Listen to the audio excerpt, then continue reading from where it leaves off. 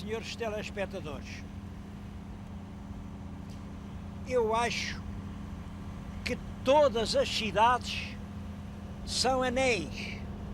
Anéis que ligam três ordens de realidade. Anéis que atam entre si o passado, o presente e o futuro. Bom, naturalmente há cidades onde o mais importante de tudo é o passado. Por exemplo, Atenas, por exemplo, Roma, eu sei lá se não Lisboa. Há outras cidades onde o mais importante é o futuro, é o tempo que está para vir. Grandes indústrias nascentes, grandes riquezas, multidões que vêm de toda a parte, as avenidas que se rasgam, os prédios que nascem para o céu. É o futuro que está realmente a surgir com um ímpeto e uma força enormes. Mas também há cidades onde o mais significativo é o presente. Eu acho que uma dessas cidades é Macau. Estou-lhes a falar em Macau. No ano de 1999. É o ano da deusa Amá, a deusa de braços protetores, a que protege os navegantes, os pescadores, os marinheiros que andam perdidos sobre as procelas e as tormentas do mar. Ora, é neste ano de 1999 que a cidade de Macau, que nasceu como um pintainho pequenino sobre as asas protetoras da velha mãe portuguesa. Essa cidade cresceu, fez-se uma grande metrópole de 500 mil de habitantes e vai ser transferida para a administração da República Popular da China. Reparem, a gente está aqui desde o meado do século XVI. A data que costuma dizer é 1547, mas pode ser 47, 57. É nos meados do século XVI que os portugueses aqui se instalam. Portanto, estamos no fim do século XX, já lá vão 4 séculos e meio. Não julguem que foram assim uns séculos muito fáceis. A China, enorme, forte, guerreira, orgulhosa, sempre consciente da sua superioridade cultural. Bom, e a pequenina cidade dos portugueses atrevidos, dos portugueses que chegam nos seus navios com as cruzes de Cristo e que dizem: os portugueses somos do Ocidente, imos buscando as terras do Oriente. Os portugueses que têm, enfim, certas armas a favor deles. Eles têm canhões, foi isso que lhes valeu. Mas que chegam aqui e querem viver em paz. Instalam-se em paz, não deram um tiro. Macau nunca foi conquistada a ninguém. Eu até penso que os primeiros portugueses de Macau sabem onde eles viviam. Bom, eu acho que ainda hoje a gente pode ver isso. Vamos ver barcos com famílias que têm lá os filhos, as mulheres, a criação, as galinhas, os cães, têm lá tudo, até os deuses a quem rezam.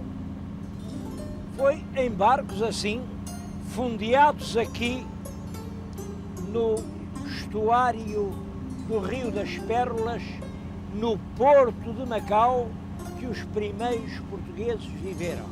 E naturalmente que os primeiros tempos não foram fáceis, porque os chineses desconfiavam. Mas o o que é que esta gente quer? Esta gente esquisita, estes diabos, eles chamavam-lhe diabos vermelhos.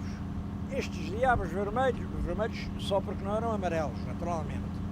Vêm agora para aqui, o que é que eles querem? É um tempo de mútua desconfiança, mas sempre de hábil de negociação. Negociação, diplomacia, muitas mesuras de lado a lado. Ora bem, é essa política difícil, sinuosa como uma serpentina, essa política extremamente inteligente, sempre respeitadora da diferença dos outros. Cada um é como é e tem o direito de o ser. É essa política que, ao fim de 4 séculos e meio, vai culminar por esta situação que também não tem paralelo no mundo. Não tem paralelo no mundo. Vamos entregar à República Popular da China tudo quanto existe em Macau. Naturalmente são as ruas e os prédios, porque as não podemos levar, mas são tesouros, são palácios, são baixelas, são os quadros, são museus. Vão aqui ficar de presente para a República Popular da China. Com isto, Portugal está a dar um exemplo. Entramos em paz, estivemos em paz, saímos em paz. Se algum dos senhores telespectadores souber de alguma lição mais bonita, de algum exemplo mais construtivo para instalar a paz no mundo, peço-lhe que me escreva a dizer onde é, que eu quero ir até lá para também ver.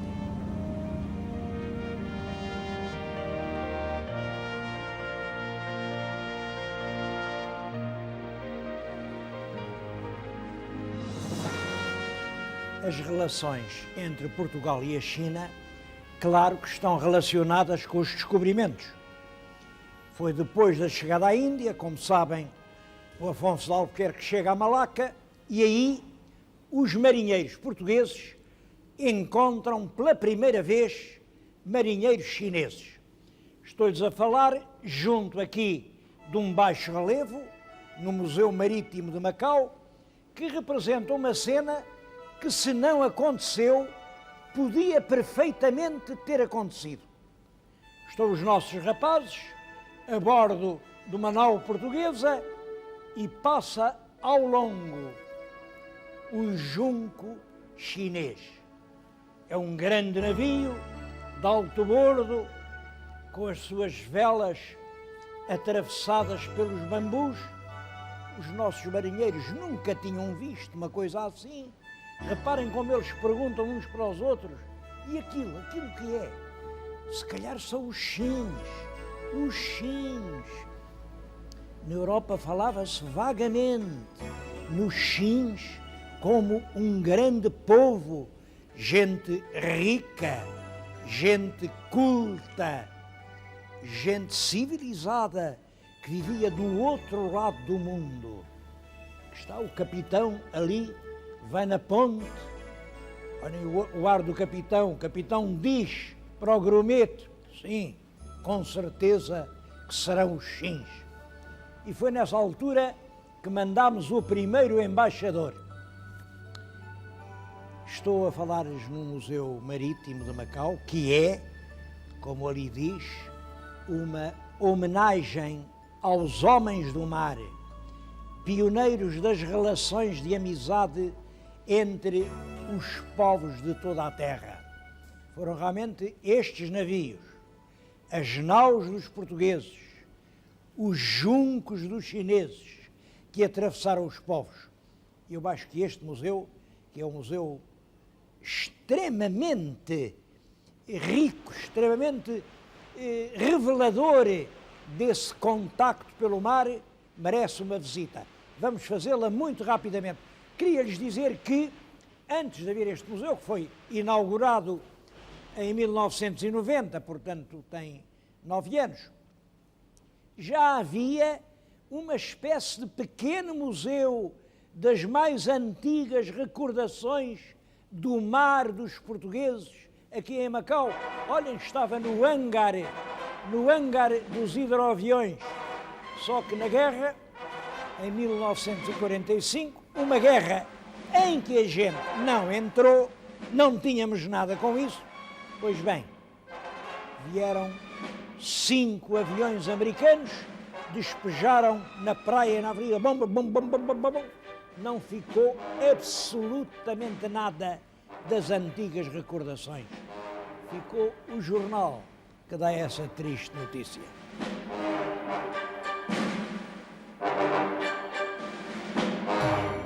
Vêm aqui, por ano, centenas de milhares de jovens das escolas aprender esta lição. É um museu grande, o espaço não é muito grande, mas tem muitos pisos e conta em toda a sua beleza e em toda a sua originalidade a história da expansão marítima portuguesa e a história também da cultura marítima dos chineses. Aqui neste pavimento em que eu estou, há maquetes, são coisas feitas aqui, todas feitas em Macau.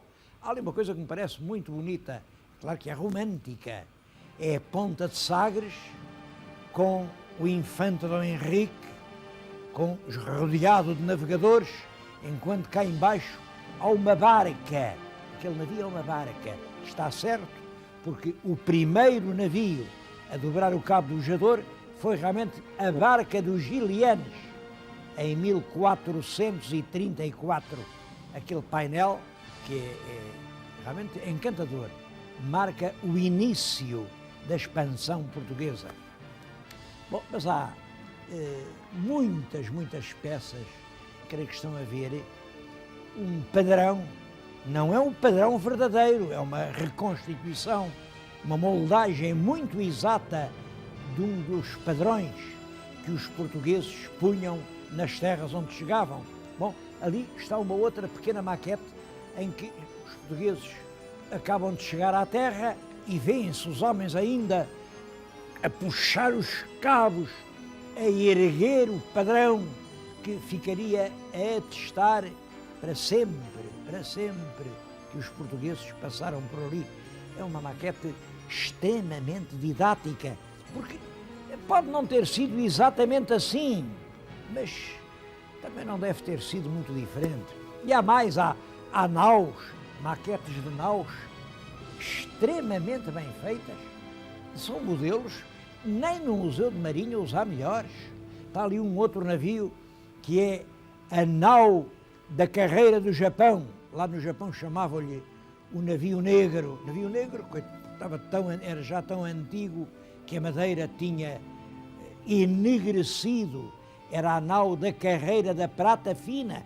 Isso teve um papel enorme, não é? Extrema importância.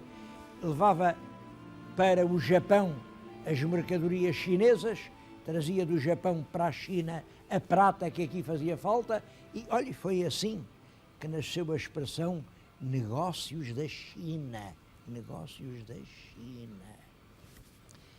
Há coisas mais do nosso tempo, a mim comoveram-me muito, por exemplo, as carrancas. Estão aqui 2 reproduções de carrancas de 2 cruzadores portugueses. Antigamente havia uma importante estação naval em Macau.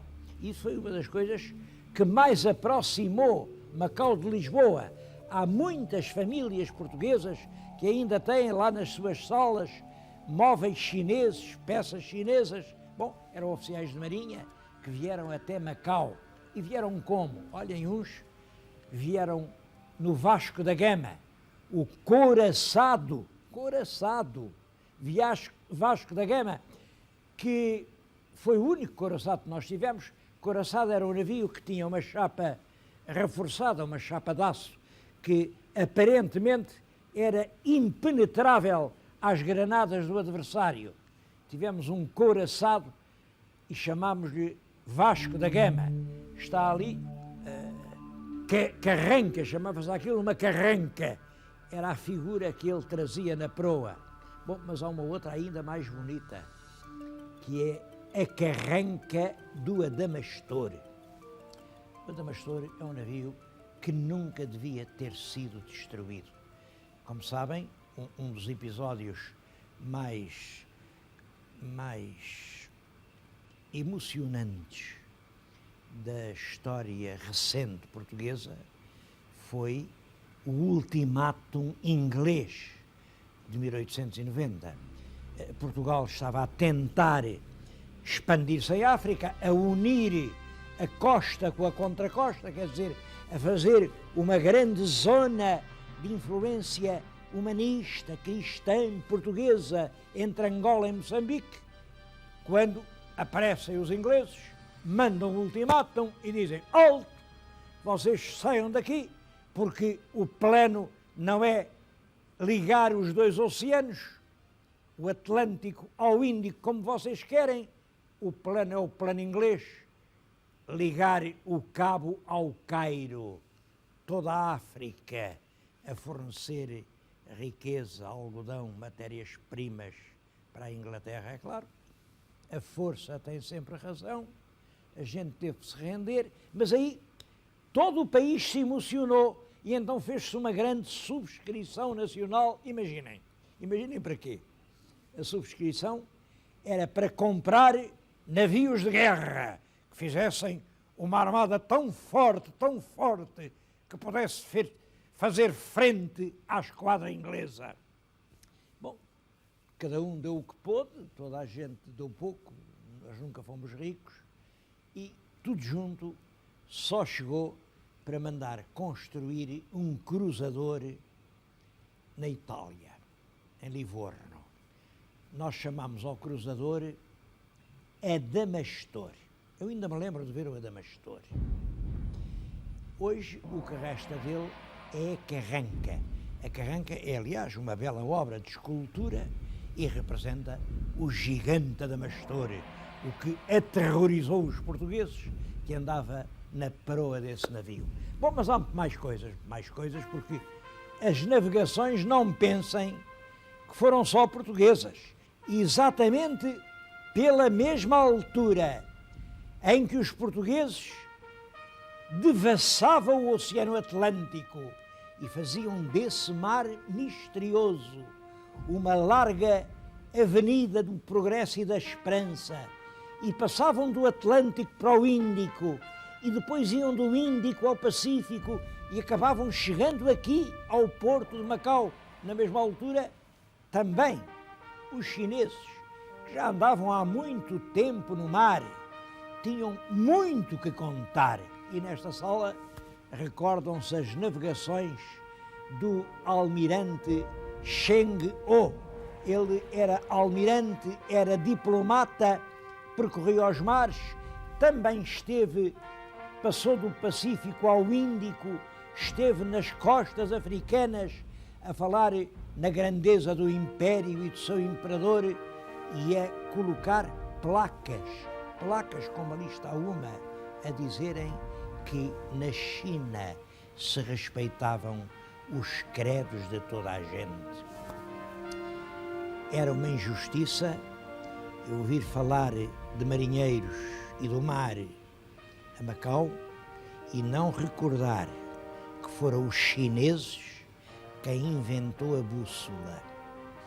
A bússola é a agulha magnética que aponta ao norte e que, portanto, permite navegar sem se avistar a terra. Os chineses conheciam e usavam a bússola ainda antes de Cristo. Nós na Europa só a conhecemos por volta do século XII. Bom, mas não foi só a bússola. Os instrumentos que permitiram a navegação pelos astros, tudo isso partiu da China.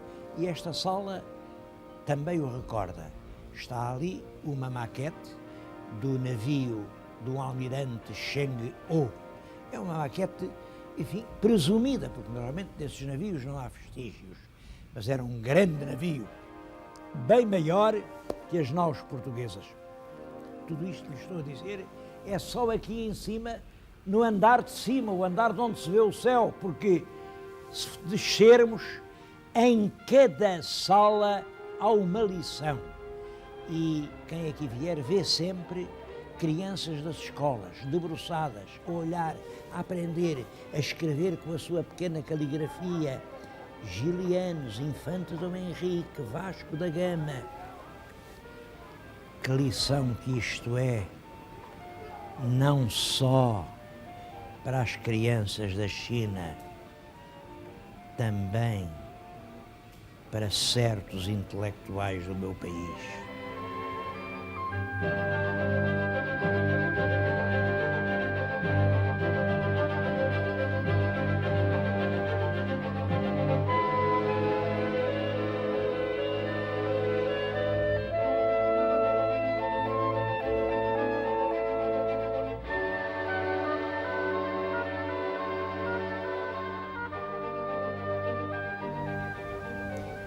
Uma das peças mais curiosas do museu é este barco dragão.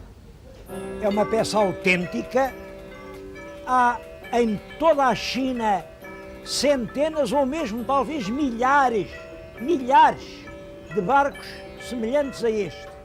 Barcos muito rápidos que servem só para fazer regatas. Bom, mas o sentido da regata é que vale a pena lembrar. Há muito tempo havia na China um ministro virtuoso, chamava-se Wat Yun. Wat Yun lutou com toda a força do seu coração, com toda a energia da sua alma, para acabar com a corrupção na grande China. Lutou e perdeu. Desesperado, quando viu que era inútil o seu esforço, atirou-se ao mar. Bom, e nessa altura, só nessa altura, é que o povo sentiu quanta falta fazia um ministro virtuoso. Então, nestes barcos, que eram rapidíssimos, todos entraram no mar e em ramadas vigorosas, marcadas por este tambor, pum, pum, pum, correram os mares a tentar salvar o ministro que queria acabar com a corrupção na China. Infelizmente, não chegaram a tempo. O Wat Yun afundou-se para sempre nas profundidades do mar. Dizem que a corrupção continuou. Não sei se continuou ou não, mas queria fazer um apelo. Por favor, não deixem afundar os primeiros ministros virtuosos.